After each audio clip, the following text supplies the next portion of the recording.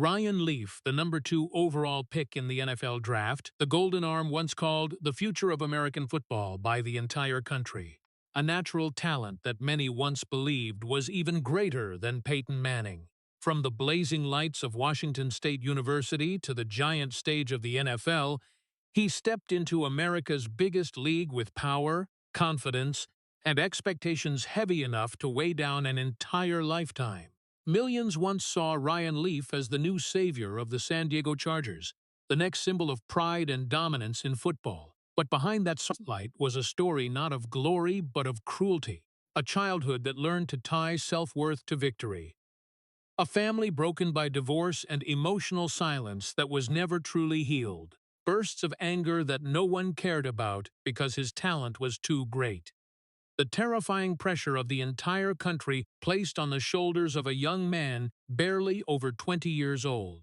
Sleepless nights in a dark apartment after disastrous games. Headlines that mocked him as if he was no longer a human being, but just a national joke. Painkillers quietly devouring his life from the inside. And then the terrifying loneliness of a man watching the whole world laugh at his collapse, while no one truly asked if he still wanted to keep living. And now, at the age of 47, after prison, after addiction, after decades of being called the biggest bust in NFL history, Ryan Leaf sits alone in a quiet, dark podcast room, the cold blue light from the screen reflecting on a face etched with exhaustion. On the screen in front of him, the locker room meltdown clip from 1998 plays again like a ghost that refuses to die. A young Ryan Leaf screaming in a reporter's face with eyes full of panic and rage. That moment lasted only a few seconds but has followed him for nearly 3 decades like a public sentence that America has never stopped replaying. ESPN airs it. Sports radio mocks it. Comedy shows turn it into a joke. America did not see a boy mentally collapsing right before their eyes. They only saw failure. Ryan later confessed there were years when he prayed just to disappear from this world completely. Not because he hated football, but because he could no longer stand the feeling of being remembered by the entire country as a symbol of destruction and failure. And now, with a slower voice and the old anger reduced to ashes in memory, one question still quietly haunts everything. What really killed the boy once called the future of the NFL? If Ryan Leaf's story makes you see differently about people who were once laughed at by all of America, please hit subscribe and leave a heart to remember a life that lived too long in pain and silence. And in the next journey, we will return to Montana, where the boy Ryan Leaf first learned that winning was the only way to be loved, and where the tragedy quietly began long before the NFL. Before America knew the name Ryan Leaf as a symbol of collapse in the NFL, before the bitter headlines and the mocking videos replayed for decades, there was once a boy in Great Falls, Montana, who simply wanted to be loved. Great Falls was not a place of bright lights or Hollywood dreams. It was a cold working town nestled among the endless wind-swept fields of the American West, where football was almost the only religion men were allowed to believe in. There, boys grew up with the sound of Friday night game whistles, the smell of wet grass, and stadium lights cutting through the freezing night. And Ryan, from a very early age, understood one dangerous thing. When he won, people smiled at him more. When he played well, adults patted his shoulder, friends cheered him, and the whole town called his name as if he were more special than all the other kids. But when he did not win, the silence immediately returned. Ryan's parents divorced when he was young, and though it was not the kind of breakup filled with screaming or violence, it still left a void in that boy that no one truly saw. The house that once had laughter gradually became cold. Family meals disappeared. Conversations grew fewer. And beneath the strong appearance of a boy who played football excellently was a feeling of instability quietly growing day by day. Ryan did not know how to express that pain. He only knew that every time he stepped onto the football field, everything in his head went quiet. Football became the only place where Ryan felt he had value, the only place he was seen, the only place he felt good enough to be loved. But at the same time, something else was also growing inside him: rage.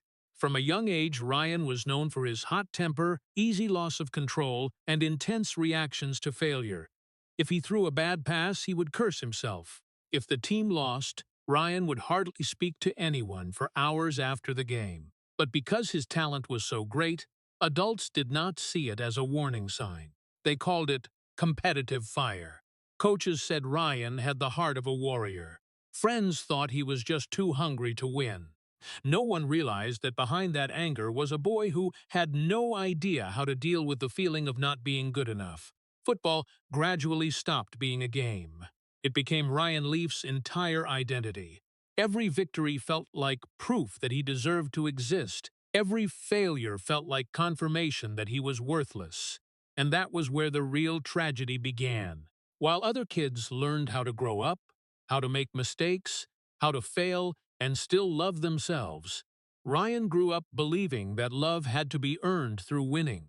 Nights after games, when the whole town slept under Montana snow, Ryan would often lie awake staring at the ceiling, replaying every throw in his head as if his life depended on it.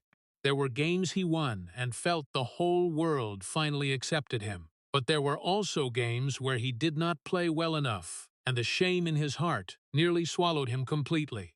No one taught Ryan that a person is still worthy of love even when they fail. No one taught him that a person's worth does not lie in the final scoreboard. And many years later, when all of America saw Ryan Leaf collapsing on national television, few understood that the tragedy had begun long before the NFL. It began with a boy in Montana who only felt loved when he won, and who had never learned how to fail without hating himself. By the mid-1990s, Ryan Leaf was no longer just the hot-tempered boy from Great Falls, Montana. He had become America's dream. When he stepped foot at Washington State University, Ryan brought an arm so powerful that coaches would stand frozen, watching every time the ball left his hand like a bullet tearing through the wind. But what made America go crazy was not just physical strength. It was the feeling that Ryan Leaf was born to become the next great quarterback in American football. In Pullman, Washington, where cold winds swept across Martin Stadium under the thick gray skies of the Pacific Northwest, Ryan began turning every game into a performance full of violence and emotion. He played football like a man trying to prove his own existence to the whole world. Long passes tearing through defenses, aggressive scrambles, shouts after touchdowns. Ryan was not like the cold and calculated quarterbacks. He played as if every game was a life-or-death battle, and America loved that. The 1997 season turned him into a national phenomenon. The media called Ryan the quarterback of the future. NFL experts said he could change an entire franchise with just his natural talent. ESPN cameras constantly sought him out. Articles began appearing every week with the same question: who was truly the best quarterback in America? Ryan Leaf or Peyton Manning? That competition quickly went beyond football. It became a story that obsessed the entire country. Peyton was the perfect model of discipline, intelligence, and calm leadership. Ryan was a storm, a wild, powerful, and emotional talent. Some NFL scouts even said Ryan had a higher ceiling than Peyton. They looked at his arm and saw a rare power that was almost impossible to teach. Some even said if Peyton was the perfect brain of the NFL, then Ryan Leaf was a gift that God only gave to a few people in an entire generation. And so the spotlight began to pour onto him even more. Interviews, magazine covers, debates on sports radio. All of America began talking about Ryan Leaf as the next savior of football. But amid that spotlight, a quiet fear also began to grow inside him. Ryan had never learned how to separate himself from winning. And now, as millions began calling him the future of the NFL, he was no longer just afraid of failure. He feared the moment the whole world realized he was not as perfect as they thought. Sometimes after big games, when the crowd had left the stadium and the cheers disappeared into the cold Washington night, Ryan would still sit alone in the locker room for a very long time. The sound of water dripping onto the tiled floor echoed in the empty space. Outside, all of America was loving him. But inside, The boy who once only felt loved when he won began to panic at the thought that one day he would no longer be good enough. Those around him only saw confidence and swagger. They did not see the nights Ryan barely slept before big games. They did not see how he replayed every small mistake in his head like a sentence. They did not see the fear of being hated always lurking behind that confident smile. And then the 1998 NFL Draft approached. A spring when all of America was almost divided into two sides, Peyton Manning or Ryan Leaf. Experts analyzed every throw, every step, every sideline expression. Television cameras followed him everywhere. Franchises desperately looking for a future savior quarterback saw Ryan as the most valuable treasure in American football. For most people, this was the perfect fairy tale. A boy from Montana preparing to become the next big NFL superstar. But for Ryan, that light began to feel like a fire getting too close. He was only 22 years old.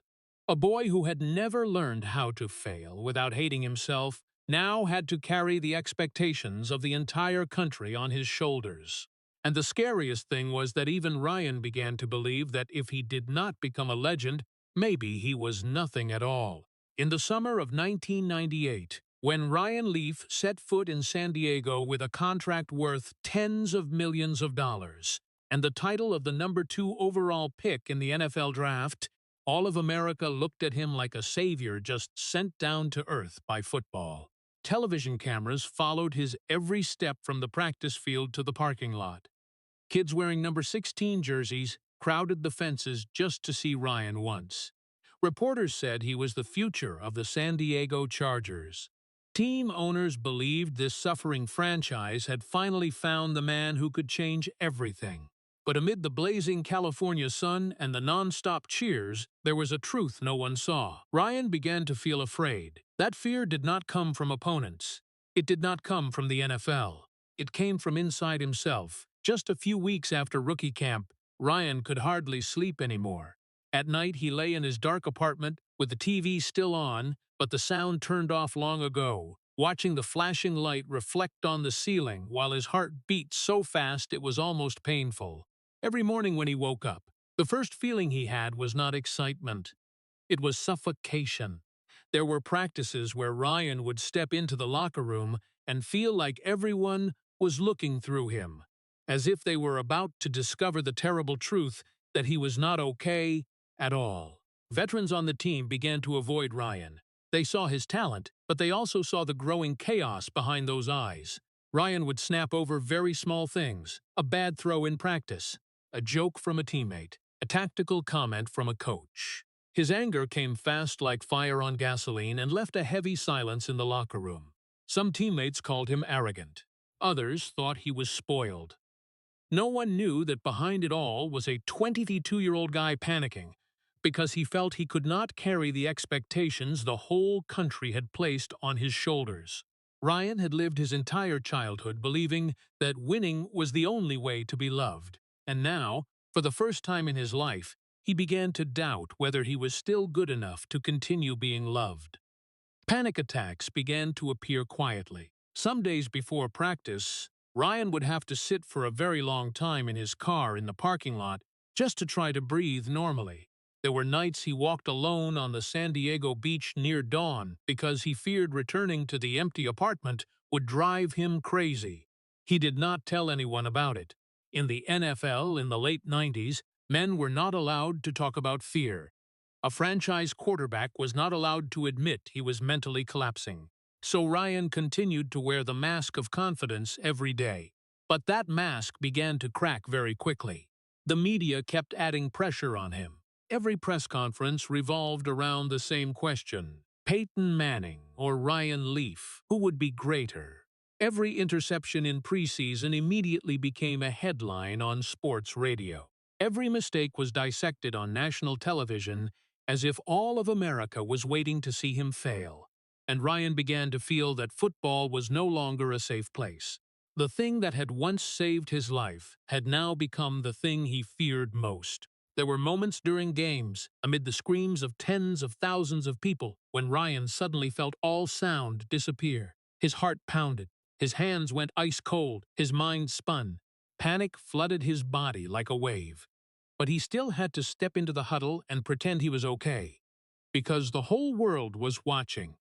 And the scariest thing was not that he played badly. The scariest thing was that Ryan began to believe that if people saw the truth inside him, that fear, chaos, and weakness, they would immediately stop loving him. Then the rage grew bigger. Ryan began arguing with coaches, snapping at teammates, losing his temper with reporters over just one small question. The articles began to change tone. America's golden boy was now described as immature, unstable, and impossible to manage. But even as everything around him was gradually collapsing, Ryan still clung to football, like a drowning man clinging to the last piece of wood in the ocean. Because deep in his heart, he still believed that if he won enough, the pain inside would disappear. What Ryan did not understand was that no touchdown was big enough to heal a man who was quietly breaking apart from the inside. Then the season began.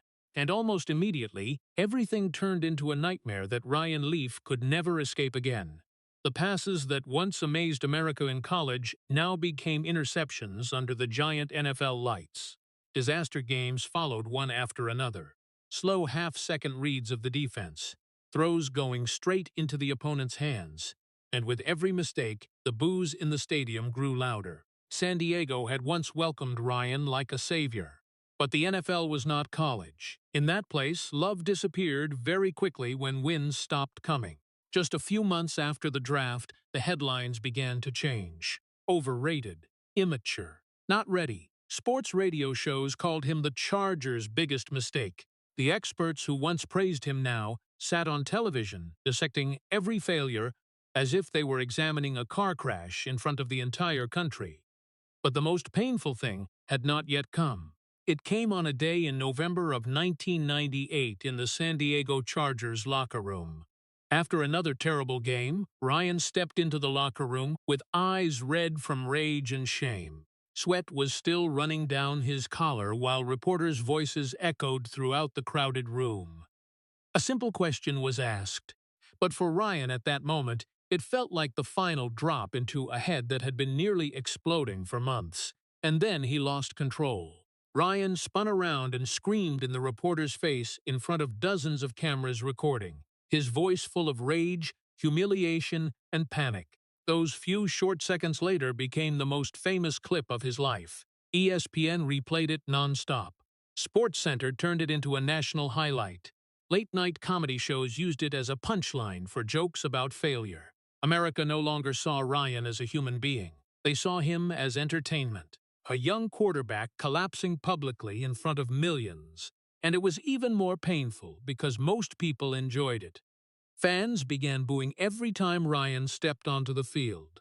The number 16 jerseys that once sold everywhere in San Diego now became a symbol of mockery. On sports radio, people laughed at the way he spoke, the way he lost his temper, the way he played football.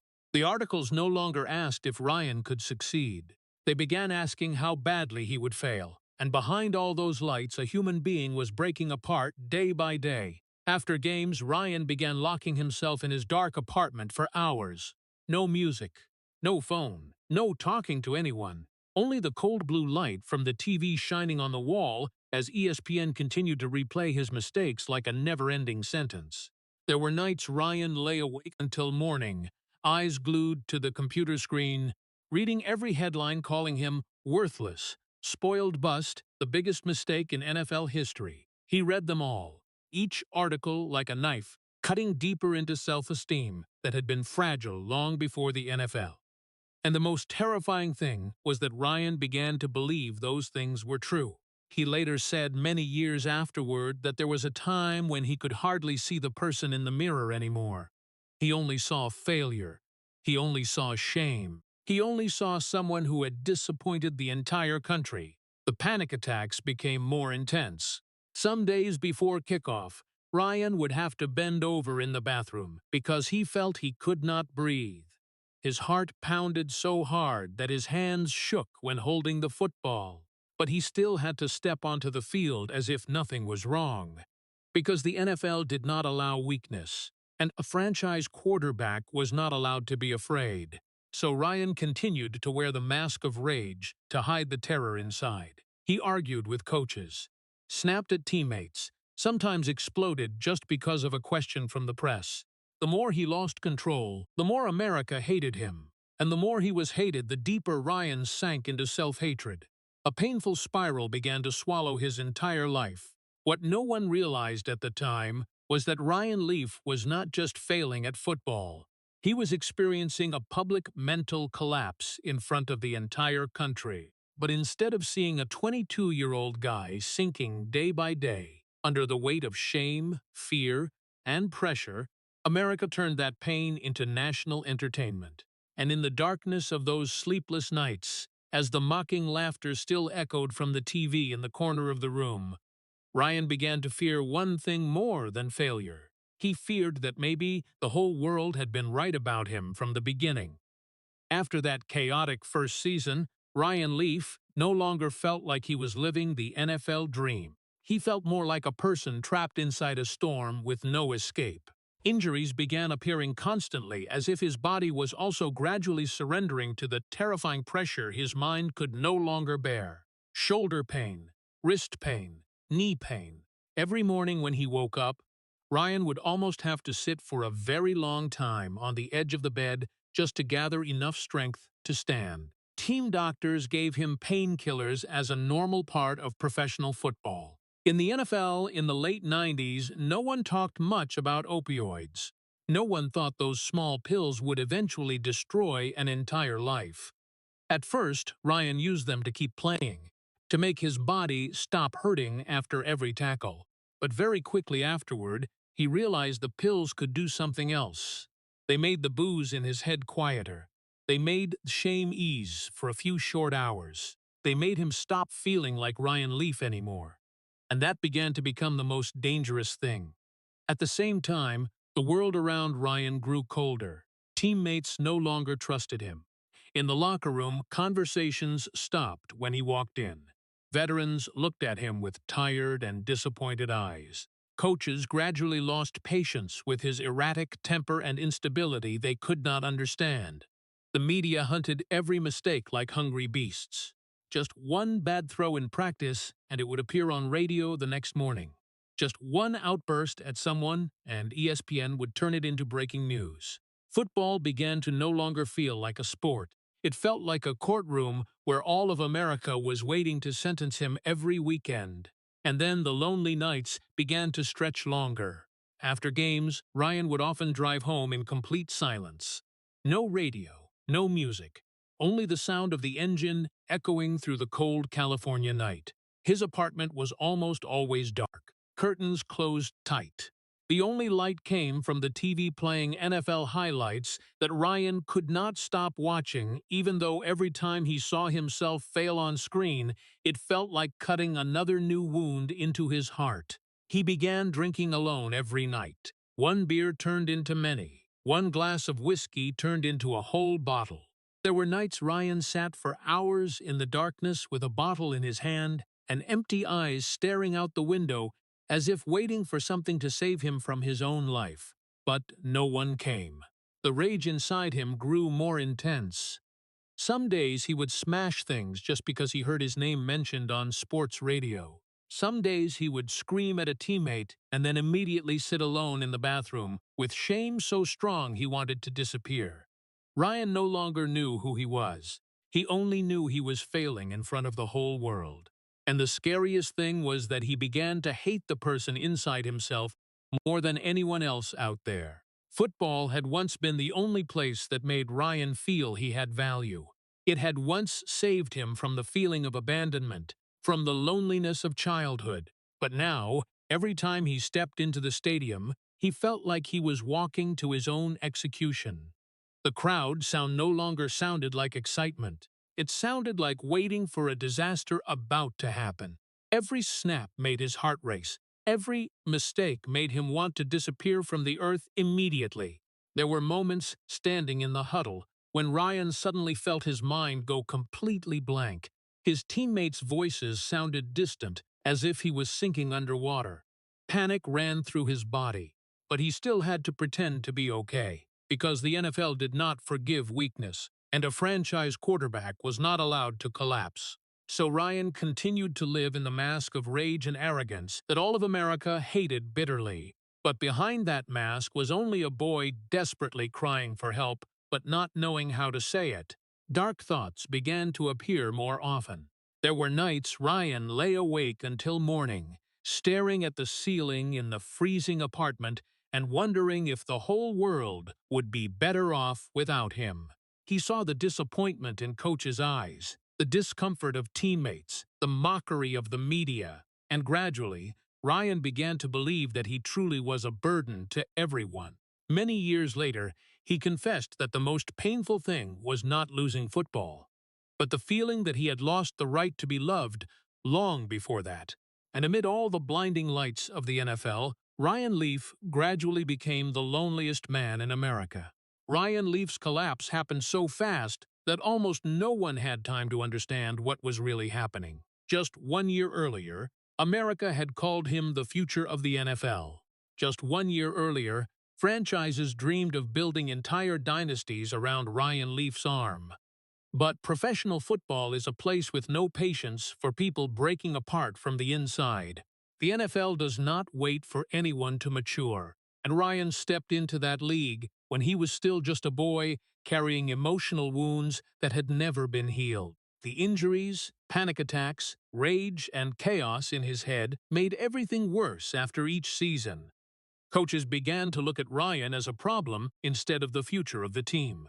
Teammates no longer believed he could lead them. Practices became suffocatingly tense every time Ryan appeared, and then the scariest things in sports began to happen. People stopped hoping in him.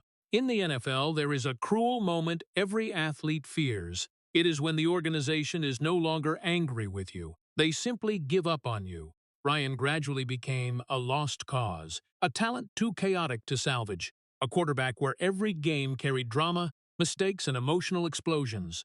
The teams that once craved him now just wanted to stay as far away from the name Ryan Leaf as possible. But the most painful thing was not in football. It was in the name that always went hand in hand with him for the rest of his life, Peyton Manning. While Ryan sank day by day, Peyton began to become everything America had once hoped for. Calm, disciplined, brilliant, a future Hall of Famer. Every touchdown by Peyton felt like a new knife stabbed into Ryan Leaf's heart. SportsCenter constantly placed the two names next to each other like a public sentence. Ryan could not escape. One became a legend. The other became a joke. Many years later, Ryan confessed he could hardly watch football anymore because just seeing Peyton Manning on screen was enough to make the shame inside him burn like fire. Not because he hated Peyton, but because Peyton became a living reminder of everything Ryan had failed to become. By the early 2000s, Ryan's NFL career was almost completely dead. The final opportunities came and disappeared quickly. Teams gave him more chances, but no one had enough patience to wait for a man mentally collapsing to save himself. And then the stadium lights went out. No cheers, no cameras, no more big headlines, only silence. A kind of cold and terrifying silence worse than any booing Ryan had ever heard in the stands. The phone began to stop ringing. The people who once wanted to appear next to him gradually disappeared. Friends called back less. Invitations vanished. America moved on without him. The NFL always moved on very fast. A new talent appeared. Another young quarterback was praised. A new story replaced the old one. And Ryan realized the most painful thing about fame in America. When you no longer win, the world almost forgets you exist after just one night. But for Ryan, the real tragedy only began when football ended. For many years, he had used football as the only way to feel he had value. It was his identity. It was love. It was the only thing that made the boy in Montana believe he deserved to be seen. And now, when football disappeared, Ryan no longer knew who he was. Mornings became terrifyingly heavy. No more team meetings, no more game plans, no more crowd noise. Only a man waking up in a quiet room with a feeling of emptiness so profound it was almost physical pain. There were days Ryan did not step out of the house. There were nights he sat for hours in the darkness with a bottle of alcohol, and the TV on ESPN just to watch the football world continue without him. He saw young quarterbacks being loved. He saw Peyton Manning becoming greater. He saw old highlights of himself occasionally appear like a joke about failure. And gradually, Ryan began to believe that maybe his life had truly ended. Without football, he did not know how to exist. Without winning, he did not know how to love himself. There is a special pain that only those who were once cheered by the whole world and then abandoned can understand. It is the feeling of watching the light disappear little by little while. No one turns back to ask if you are still okay. And in the dark room where the phone almost no longer rang, Ryan Leaf began to sink into the darkest place of his life, where shame, loneliness, and hopelessness finally completely swallowed the man he was. After football disappeared from his life, Ryan Leaf began to sink in a way that even those who had witnessed his collapse in the NFL could not imagine. The painkillers that had once been prescribed for injuries now quietly controlled his entire being. At first they were just Vicodin after practices, a few pills to ease the shoulder pain, knee pain, and body that had been crushed by football over the years. But then Ryan discovered something even more dangerous. Opioids did not just make the body hurt less. They also made the shame disappear for a few short hours. They made the mocking laughter of the entire country in his head grow quieter. They made the boy once obsessed with failure finally feel numb enough to stop thinking. And from that moment, addiction began to devour Ryan's life, little by little. His days gradually became the same. Ryan would wake up in a dark room with a dry mouth and a head that felt like it was about to explode. The first thing he thought about was not breakfast, not football, not the future, only where the pills were, only how to feel normal for a few more hours. There were mornings when Ryan sat for a very long time on the edge of the bed, staring at the floor in complete silence, trying to gather enough willpower to stand up and find more pills. He later confessed many years afterward that there was a period when he was no longer living. He only existed between the next doses. Addiction turned time into a dark tunnel where every day blended together. The rooms Ryan lived in were almost always with curtains closed. Sunlight made him uncomfortable. The sound of the phone ringing made him panic. But the TV was always on ESPN, not because he still loved football, but because he almost punished himself by watching the world continue without him. New young quarterbacks appeared on screen, Monday night football games, new draft analyses. Occasionally the name Ryan Leaf would appear as a punchline in a debate about the biggest busts in NFL history. And he sat there in the darkness, pill bottle in hand, watching his own life being turned into national entertainment. There were nights Ryan barely slept. He paced back and forth in the cold apartment, sweat running down his neck, even though the air conditioner was still on cold. Panic attacks became more intense as the drugs began to lose effect faster than before. He used more, needed more, and the more he needed, the bigger the shame inside him grew. Addiction did not just take away health, it took away a person's dignity. Ryan began lying to everyone around him, lying to doctors, lying to family, lying to himself. He promised himself every morning that he would stop today, and then a few hours later, panicked again to find more pills like a drowning man searching for the last bit of air. Personal relationships also began to fall apart little by little. The people who once tried to stay by Ryan gradually grew exhausted from his emotional instability. Some days he was completely silent. Some days he exploded over just one small question. Friends no longer knew what to say to him. Family no longer knew how to save him. Addiction made Ryan both desperately want to be loved and push everyone away at the same time. That was the most painful thing about self-destruction. The person who needed saving the most was often the one who destroyed every hand reaching out to him. There were nights Ryan sat alone in the bathroom for a very long time, staring into the mirror with bloodshot eyes and a face that had almost no life left. And then one day, he realized he no longer recognized the person in the mirror. No longer the quarterback once cheered by America. No longer the Montana boy with football dreams. only an exhausted, trembling, and empty man trying to survive one more day without completely collapsing. He once confessed that there was a period when he looked in the mirror and genuinely did not know who the person facing him was. Addiction had taken away the last remaining identity inside him. And the most terrifying thing was that Ryan began to believe that maybe this was truly who he had been from the beginning. A failure, a disappointment, a cautionary tale that America always talked about. The headlines out there continued to call him an NFL bust. But no one saw the rest of the story. No one saw the nights he curled up on the floor in a dark apartment because his body hurt from lack of drugs.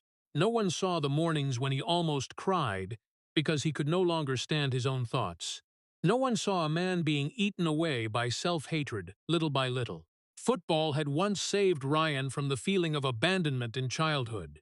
But now, the very memory of football had become what was slowly killing him every day. And in those dark rooms where the TV still played NFL highlights all night like an endless punishment, Ryan Leaf gradually turned into the shadow of himself, a man who no longer knew how to feel anything except pain anymore. The years after football disappeared from his life, Ryan Leaf almost lived like a ghost. No more stadium lights, no more crowd noise, no more anthems blasting in the locker room before kickoff. Only dark rooms, heavy mornings, and a feeling of emptiness that stretched so long that sometimes he could no longer remember the last time he truly felt happy. Addiction had taken away almost everything, but what was scarier than the drugs was isolation. Ryan began disappearing from the world that once knew his name. He avoided public places because he feared people recognizing him, feared mocking eyes, feared the whispers "that's Ryan Leaf" behind his back like a never-ending sentence. There were days he wore a hat pulled low, almost covering his eyes, just to buy a few necessities, and immediately return home before anyone could look at him for too long.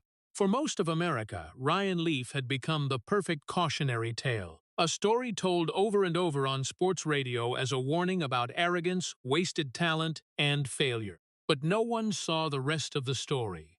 No one saw the man waking up in the middle of the night with his heart racing from panic attacks. No one saw the times Ryan sat motionless for hours on the floor in the darkness just to try to control the thoughts in his head. The long nights became the scariest thing. When the sun set and the world quieted down, the shame in Ryan began to grow bigger. He lay awake until morning in his dark apartment with the TV still on ESPN, like a never-ending mental punishment. NFL highlights ran across the screen. Young quarterbacks being praised, new draft analyses, and occasionally the name Ryan Leaf would appear as a punchline for a story about failure. He once said there was a period when he could not hear people laughing on TV without feeling like they were laughing at him. Suicidal thoughts began to appear more frequently during that time. Not the dramatic kind like in movies. They came much more quietly, like a small voice in his head constantly asking if his existence still had any meaning anymore. There were nights Ryan drove for hours on the highway in the darkness without really knowing where he was going, just to avoid returning to the apartment where the silence almost suffocated him. There were moments he saw city lights reflecting on the windshield and genuinely wondered if the whole world would feel relieved if he disappeared completely. The most painful thing about depression is that it makes a person believe their presence only brings disappointment to everyone. And Ryan began to believe that more deeply each day. Calls from family also gradually decreased. Not because they no longer loved him, but because they no longer knew how to save him anymore. Addiction, rage, and emotional instability had exhausted every relationship around Ryan. There were times when family called just to hear him talk for a few minutes, then suddenly he would get angry or disappear for many days afterward. The people who once tried to pull him back gradually felt helpless, watching Ryan drift further into the darkness, and the lonelier he became, the deeper he sank into self-destruction. A spiral that was almost impossible to stop. Ryan lived like a person trapped in NFL memories. Even though his career had ended long ago, he had never truly left those stadiums in his head. The boos still echoed in his memory. The headlines still haunted him at midnight. The locker room meltdown clip from 1998 was like a ghost following him everywhere. There were times Ryan thought his life had been frozen forever in those few seconds of anger, as if the entire country only remembered him by the worst moment of his life. And the scariest thing was that he began to accept that as truth. Ryan had once been the guy called the future of the NFL, but now he saw himself as a warning sign for others. A cautionary tale that sports media liked to retell to prove how thin the line between hype and disaster was. He no longer thought about the future, no longer thought about a comeback, no longer thought he deserved to be saved. There were days Ryan almost did not talk to anyone, did not open the curtains, did not step outside, only existed between pills, alcohol, shame, and silence. And amid all that darkness, the most heartbreaking thing was that, somewhere deep inside, the boy in Montana who once only wanted to be loved was still there, still desperately waiting for someone to see him not as an NFL bust, but as a human being in so much pain that he no longer knew how to continue living. Then 2012 came like the final blow to whatever was left of the human being inside Ryan Leaf. At that time, America had almost forgotten who he once was before becoming an NFL bust.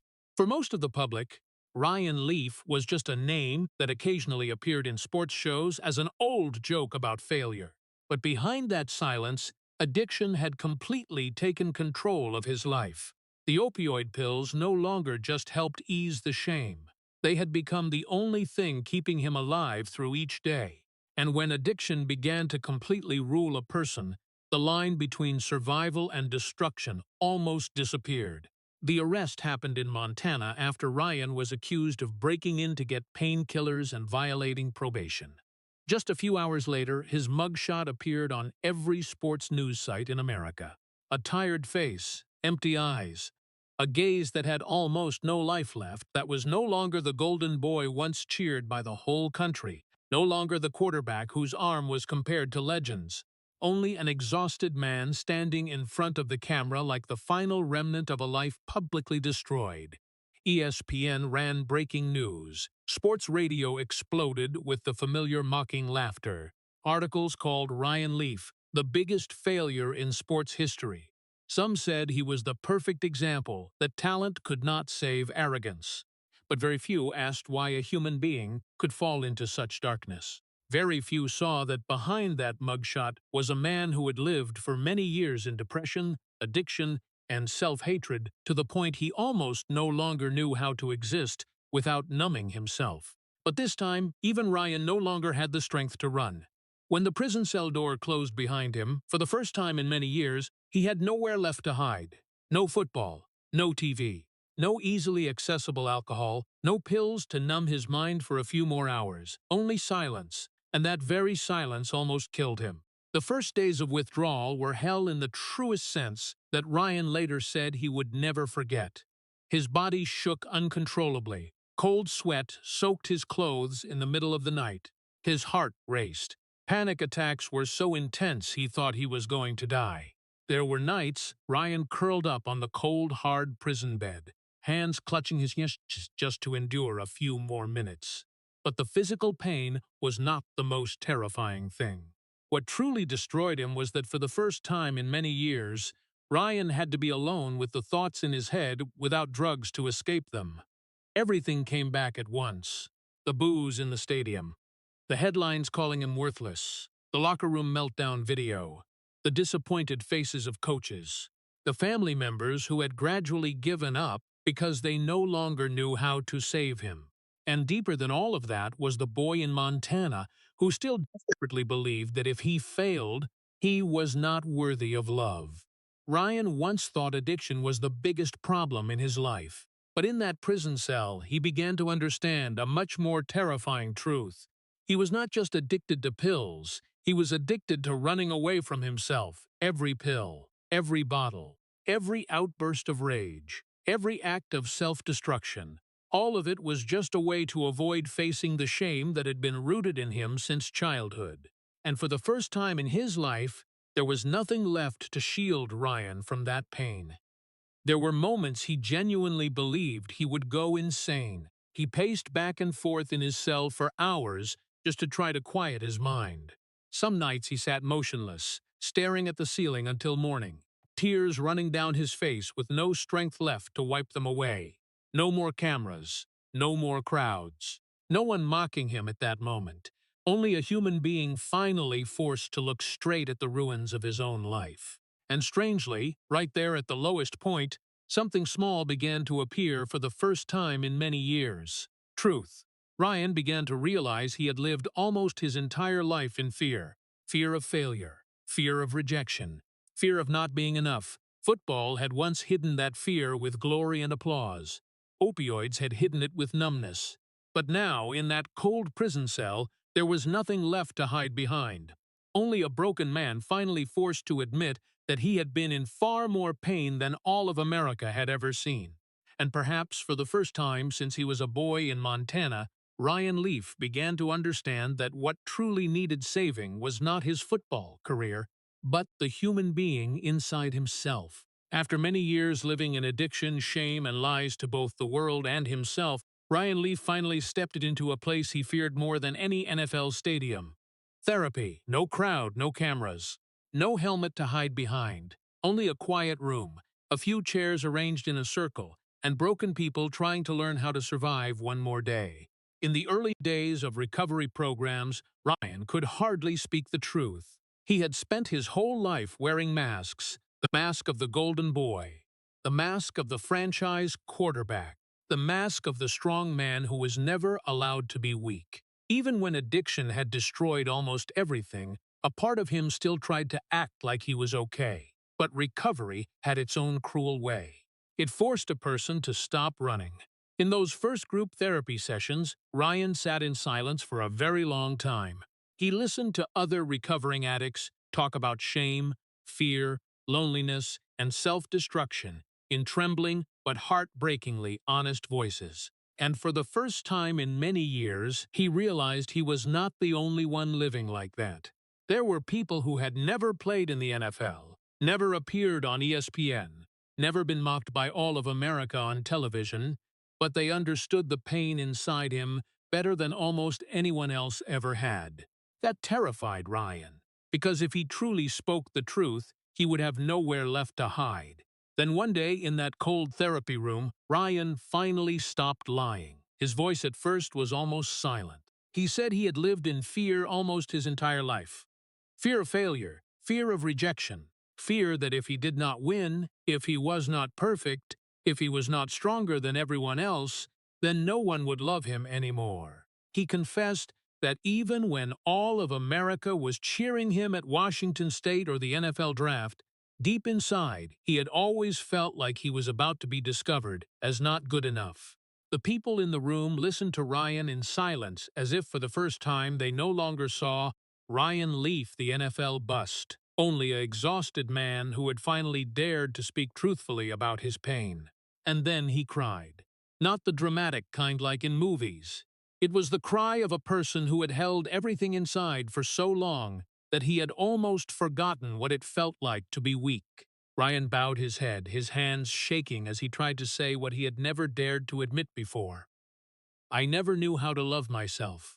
The whole room fell completely silent after that sentence, because that was not just a confession of addiction. It was a confession of his entire life. Ryan began to understand that football had never truly destroyed him. The NFL did not create the pain inside him. It only magnified the wounds that had existed long before. The boy in Montana who once believed winning was the only way to be loved had ultimately grown into a man who could not survive when failure appeared. Addiction was only a symptom. Rage was only a symptom. Self-destruction was only a symptom. The real root was the pain that had never been healed. The therapy sessions afterward were like digging up layer after layer of darkness inside himself. Ryan talked about his parents' divorce, about the feeling of abandonment from a young age, about the nights lying awake after games because he believed he was worthless if he did not win, about the terrifying shame when all of America laughed at him on TV. And the more he spoke, the more he realized he had lived almost his entire life in survival mode. always fighting, always running, always trying to prove his worth to the world while inside completely not believing he deserved to be loved. Recovery did not heal Ryan immediately. There were days he still woke up with shame weighing heavy in his chest. There were still nights when panic attacks returned like old ghosts. But for the first time in many years, he no longer tried to run from those emotions. Ryan began to sit with the pain instead of numbing it with pills or alcohol. And that was scarier than any linebacker he had ever faced in the NFL. Because for the first time in his life, Ryan Leaf had to look straight at himself with nothing left to hide behind. But right there, amid the trembling confessions and the tears he once thought men were not allowed to shed, something small began to appear for the first time in many years. Hope. Not hope for an NFL comeback, not fame or redemption on television. Just hope that maybe he still had a chance to become a real human being instead of the shadow trapped in shame and failure for so many years. And in that quiet therapy room, Ryan Leaf finally did what he had never known how to do when he was young. He stopped running. After prison and the months of withdrawal that nearly destroyed both his body and mind, Ryan Leaf stepped out into the world as a completely different person from the young man once cheered by all of America in the 1998 NFL Draft.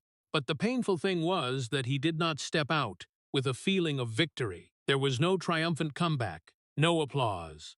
Only a thin, tired man carrying too much shame trying to relearn how to live one day at a time.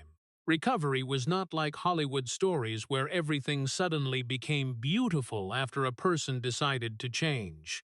For Ryan, every morning waking up was still a battle. The shame was still there.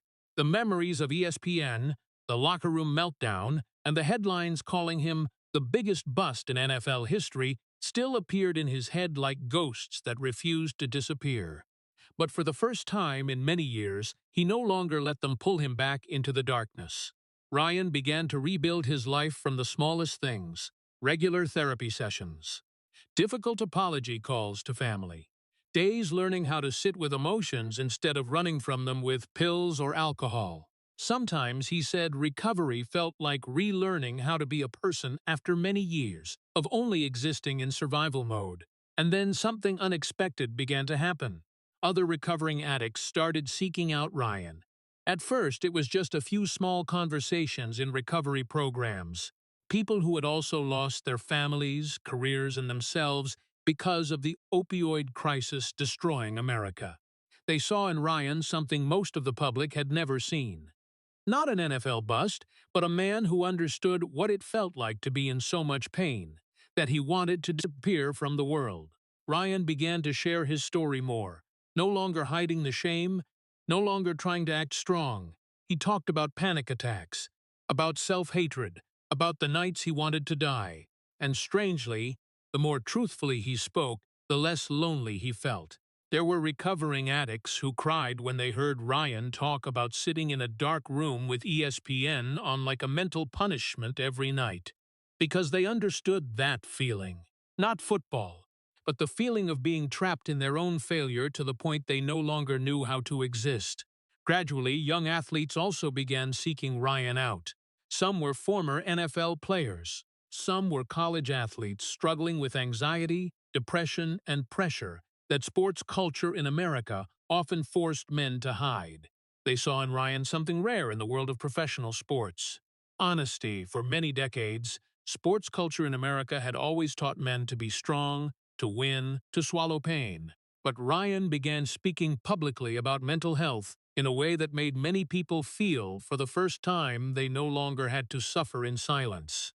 He told them that football could not save everyone.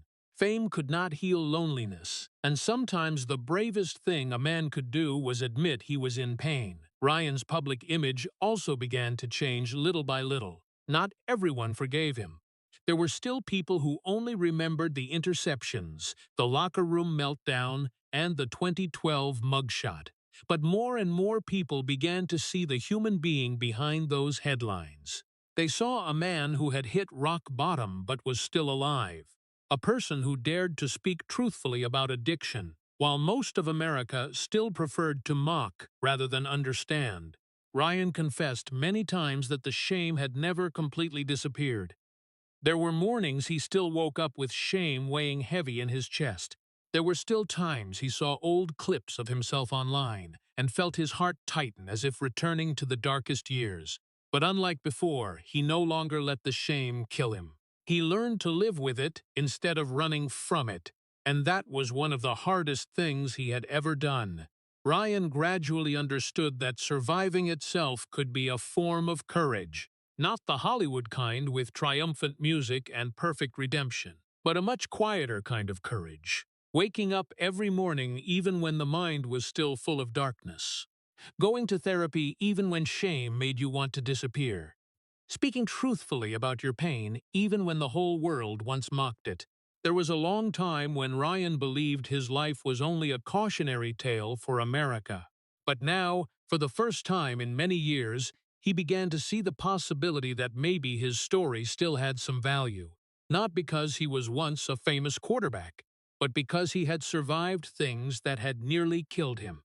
And in those quiet recovery rooms where he sat listening to others talk about fear, addiction, and hopelessness, Ryan Leaf finally began to do what he had never known how to do when he was young. He began to look at himself with compassion instead of hatred.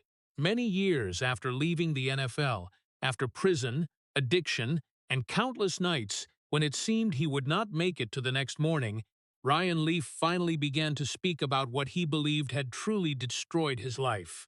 And that surprised many people. It was not lack of talent. It was not football IQ. It was not because he was not strong enough to play in the NFL. Ryan knew that better than anyone. He had once stood alongside Peyton Manning when all of America debated who was the better quarterback. He had once had an arm that scouts called generational talent. Coaches who worked with Ryan all admitted he possessed natural ability that very few people in football history had. But many years later, when looking back at the ruins of his life with clarity for the first time in a long time, Ryan understood that what had truly killed him had never been in football. It was in the emotional pain that had never been healed. It was in the way all of America taught men to hide every weakness until it quietly destroyed them from the inside. Ryan began speaking publicly about what NFL culture at that time almost considered taboo: mental illness. In the NFL in the late 90s, men were not allowed to be afraid. A franchise quarterback was not allowed to say he lost sleep because of anxiety or that panic attacks made him unable to breathe before kickoff. If you were in pain, you had to swallow it. If you were desperate, you had to hide it. And if you collapsed, the whole world would call it weakness. Ryan said that for many years he had lived in terror of being discovered as not okay. So he did the only thing football had ever taught him: pretend to be strong until everything completely exploded. Rage became armor. Arrogance became a shield. But behind it all was only a person terrified that if people saw the real pain inside him, they would immediately turn away. And the most painful thing was that America had almost done exactly that. The media turned Ryan's suffering into entertainment for many years. ESPN replayed the locker room meltdown like a sitcom. Sports radio mocked him as if a 22-year-old guy's mental collapse was something to entertain during the morning drive. Comedy shows turned the name Ryan Leaf into a national punchline. No one asked why a young man would rage so intensely. No one asked if he was panicking every night. No one asked if shame was killing him from the inside day by day. America preferred stories of failure over stories of pain, and Ryan became the perfect example of that. Once Ryan said a sentence that made many people fall silent. If my story happened today, maybe everything would be different. Because now the sports world has begun talking about depression, anxiety, and mental health more openly. But in Ryan's time, vulnerability was almost a death sentence for the image of an NFL quarterback. And so he continued to self-destruct in silence for many years until addiction, prison, and shame had nearly taken everything. But the deepest change in Ryan was not in his public image. It was in the way he began to look back at the boy he once was. For many years, Ryan hated that young person, hated the hot-tempered boy in Montana, hated the quarterback who lost control in the locker room in 1998, hated the name Ryan Leaf for destroying everything. But therapy and recovery gradually made him see something different. For the first time, Ryan no longer looked at that boy with hatred. He saw a terrified child who grew up believing that only winning made him worthy of love. He saw a 22-year-old thrown into the giant spotlight of the NFL when inside he still did not know how to love himself.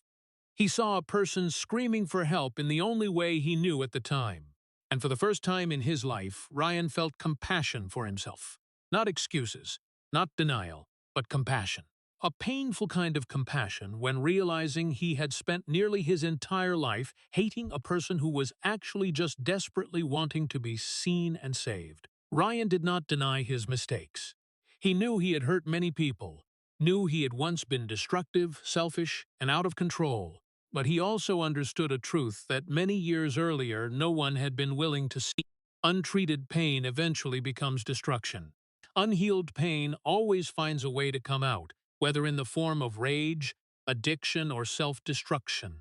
And when looking back at the entire journey from Golden Boy to prison cell, Ryan Leaf finally understood that what had truly destroyed his life was not football, but a person who had lived too long in shame, fear, and loneliness without knowing that he still deserved to be loved even when he failed. After many years living in addiction, shame, and self-destruction, there was one thing that Ryan Leaf gradually realized with a pain that was almost impossible to put into words. When fame disappeared, when money ran out, when all of America no longer wanted to hear his name, the people who stayed were what truly saved a person from the darkness. For most of his life, Ryan had always believed love had to be earned through winning. He believed that if he played well, if he became the perfect quarterback, if he made the whole world admire him, then he would finally be worthy enough to be loved. But addiction and prison had destroyed all the things that once made him feel special. No more NFL, no more spotlight, no more applause. And right in that ruins, Ryan saw for the first time who had truly stayed by his side. His family had never been perfect. The years of addiction had caused many relationships to fracture almost beyond repair. There were periods when family members did not know how Ryan was still alive. There were phone calls that ended in tears, anger, or desperate silence. But somehow, a few people never completely walked away. They no longer knew how to save Ryan, but they still hoped somewhere deep inside that the real person in him still existed beneath the addiction and self-hatred.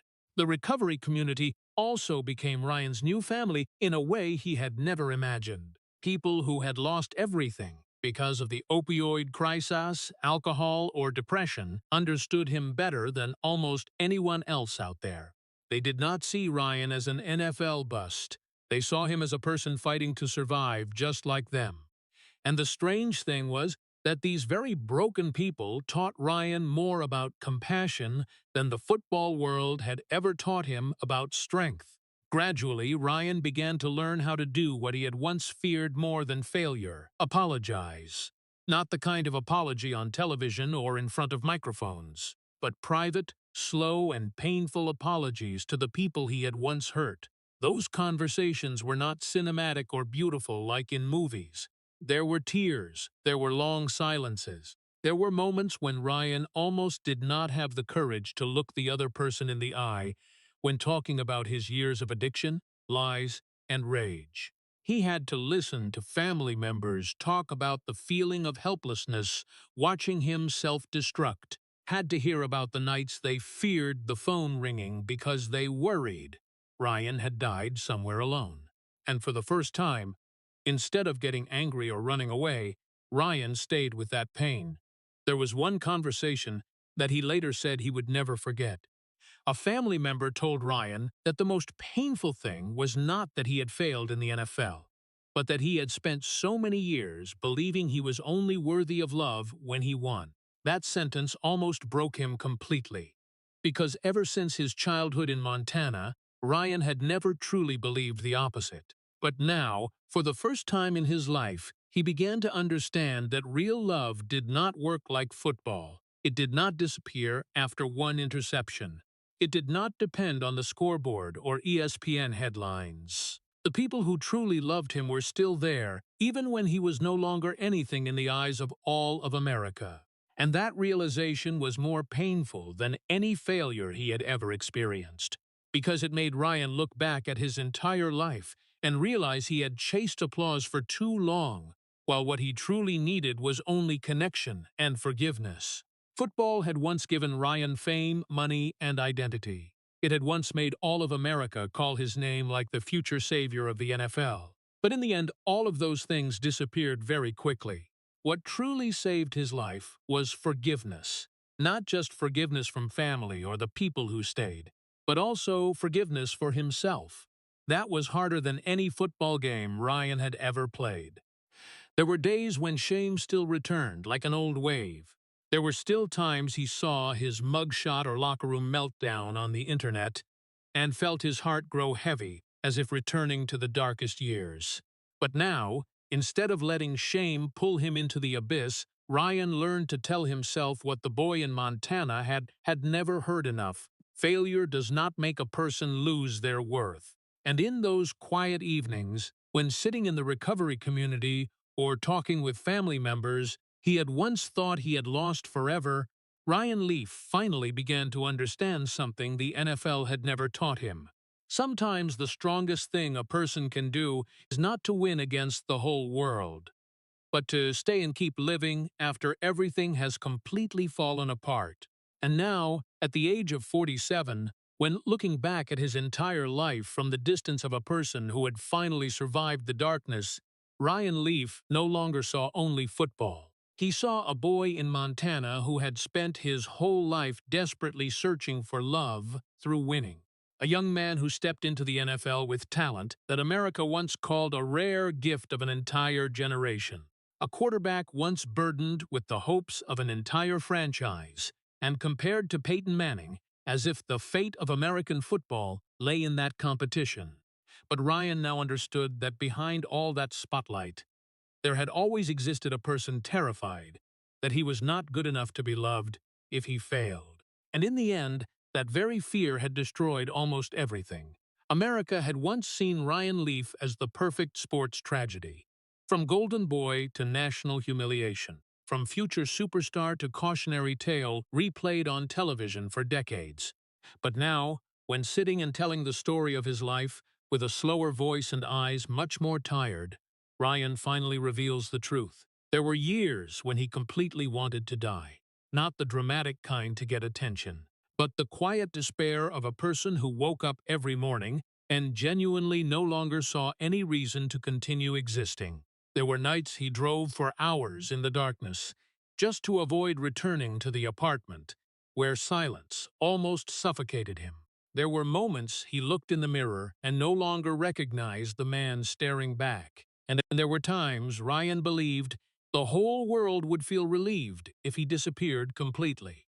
But prison, addiction, and shame finally did what football, fame, and success had never done. They forced Ryan to face the real person inside himself. No more helmet, no more rage to hide fear, no more pills to numb the pain. Only a man finally forced to look straight at the wounded boy he had run from his entire life. And strangely, it was right there at the lowest point that saved his life. Ryan no longer tried to erase the past, no longer tried to run from the name NFL bust. For many years, he had thought the only way to keep living was to make people forget the Ryan Leaf of the NFL. But now he understood the opposite. The more he ran from shame, the more it chased him. The more he hated himself, the bigger the darkness grew. So Ryan began to tell the truth, told about panic attacks, told about depression, told about addiction, told about the nights he wanted to die, and the mornings he no longer had the strength to get out of bed. And when he began to speak truthfully, something unexpected happened. Desperate people began seeking him out, recovering addicts, young athletes suffering silently behind the spotlight, men who grew up in a culture that taught them to be strong to the point they no longer knew how to cry or ask for help. Ryan realized the story he once thought was only a symbol of humiliation was now saving other people from the darkness, not because he was once famous, but because he dared to admit how broken he had been. Many years earlier, America had mocked Ryan Leaf for his collapse. ESPN turned a young man's mental collapse into national entertainment. Sports radio used his pain as a punchline every morning. But few realized they were watching a human being in pain desperately crying for help. A boy who had never learned how to fail without hating himself. A man who had lived too long in shame to the point addiction had nearly killed him. And now, when talking about the past, Ryan no longer heard only boos. He also began to hear compassion, not from everyone, but enough to understand that a person's worth had never been entirely in their worst moments. Football had once given Ryan fame, money, and identity. It had once made all of America know his name. But in the end, it was the suffering that taught him the most important thing. A person does not need to be perfect to deserve love. And on one quiet, cold morning after the story ended, Ryan stepped outside under the faint sunlight of a new day. No more cameras, no more crowds, no more headlines screaming his failure in front of all of America.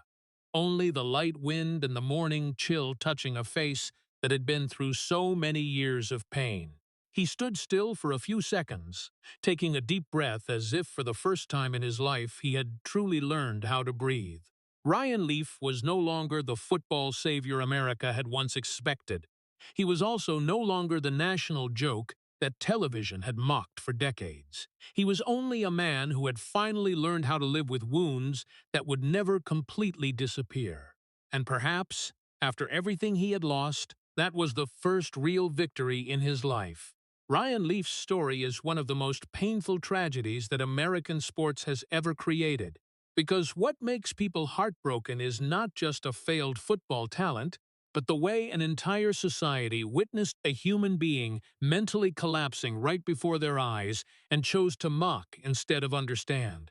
When looking back at Ryan's journey from the boy in Montana who only felt loved when he won, to the 22-year-old quarterback burdened with the enormous expectations of the NFL, and finally becoming the man sitting alone in a dark room with ESPN on all night like a mental punishment, we see that the real tragedy had never been in the interceptions or the terrible games. The tragedy was in Ryan never learning how to love himself when he failed. That is why the scene of him crying in therapy when confessing, "I never knew how to love myself," became the most heartbreaking moment of the entire story. It shows that behind the image of the NFL bust that America mocked for many years was only a human being who had lived too long in shame, fear, and emotional abandonment. Especially painful is the detail of Ryan watching ESPN in the dark room. Even though every time he saw his name on screen, it felt like cutting another new wound. That reflects the dark side of modern American culture. We are too quick to turn suffering into entertainment, especially with men and professional athletes. But Ryan surviving after prison, addiction, and suicidal thoughts is what makes his story worthy of respect.